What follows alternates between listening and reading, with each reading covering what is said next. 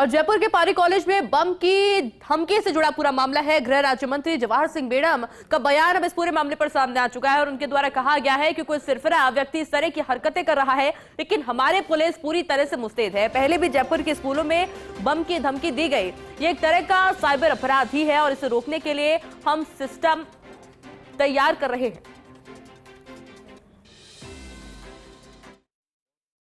देखिए, कोई सिरफिरा व्यक्ति इस तरह की बार बार नाकाम हरकत कर रहा है। ये कोई रात को मेल आया पारी कॉलेज में 2 बजे के आसपास और उन्होंने सुबह 11 बजे उस मेल को खोल करके देखा।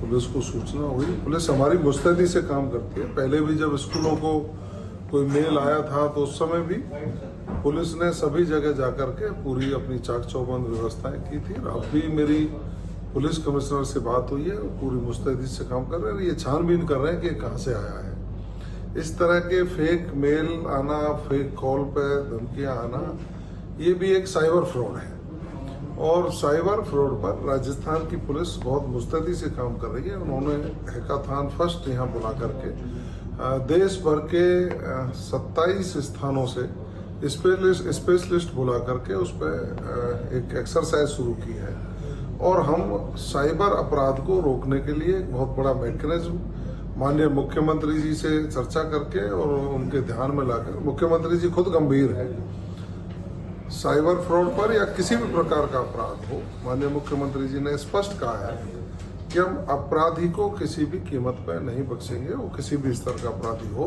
और आप देख भी रहे होंगे जिस तरह से पिछले 6 महीने में कार्रवाइयाँ हुई हैं और अपराध का ग्राफ कम हुआ है। ये हमारी मुख्यमंत्री जी की कर्मठता और उनका जो सजगता है और राजस्थान की पुलिस में का जो मनोबल बढ़ा करके अपराधियों के खिलाफ खड़ा करने का काम किया है, उसी की परिणति है।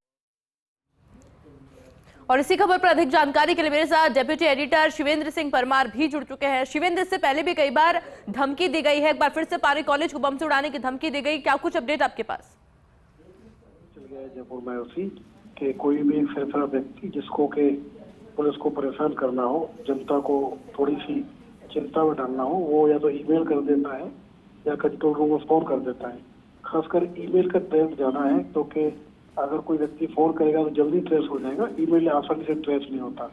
तो आज ऐसा ही एक ईमेल मिला था कल रात को पारी कॉलेज में, जिसके बाद आज बम स्क्वाड गया, पूरा कॉलेज खाली कराया गया और पता चला कि ये तो सिर्फ एक कोई गंभीरता नहीं थी, सिर्फ डराने के लिए इस तरीके की धमकी की गई थी। तो जवाहर सिंह बेड़म जो गृह राज्य मंत्री हैं, उनका स्टेटमेंट आया है और उन्होंने इस तरीके की घटनाओं पर चिंता भी जताई है और उन्होंने इसको साइबर फ्रॉड से जोड़ा है। उन्होंने कहा कि अगर कोई व्यक्ति इस तरीके का मेल या टेलीफोन कर रहा है तो वो साइबर फ्रॉड है और हमारी जो पुलिस है वो इस तरीके का सिस्टम लाने वाली है, तैयार कर रही है, जिससे इस तरीके की धमकियों को एग्जामिन कराया जा सके कि वाकई इस धमकी कोई सीरियस है या कोई सिरफिरा व्यक्ति सिर्फ लोगों को परेशान करने की इस तरह की धमकी दे रहा है। क्योंकि अगर ऐसा नहीं हुआ तो ये ट्रेंड चलता रहेगा और बेकार में लोग पैनिक में आएंगे। पुलिस का भी कभी रिसोर्सेस खर्च होता है, बहुत संसाधन लगते हैं। तो ये कहा है उन्होंने कि इस तरीके का सिस्टम वो डेवलप कर रहे हैं जिससे इस तरह की घटनाओं को रोका जा सके। बिल्कुल शिवेंद्र, बहुत बहुत शुक्रिया आपका तमाम जानकारी के लिए।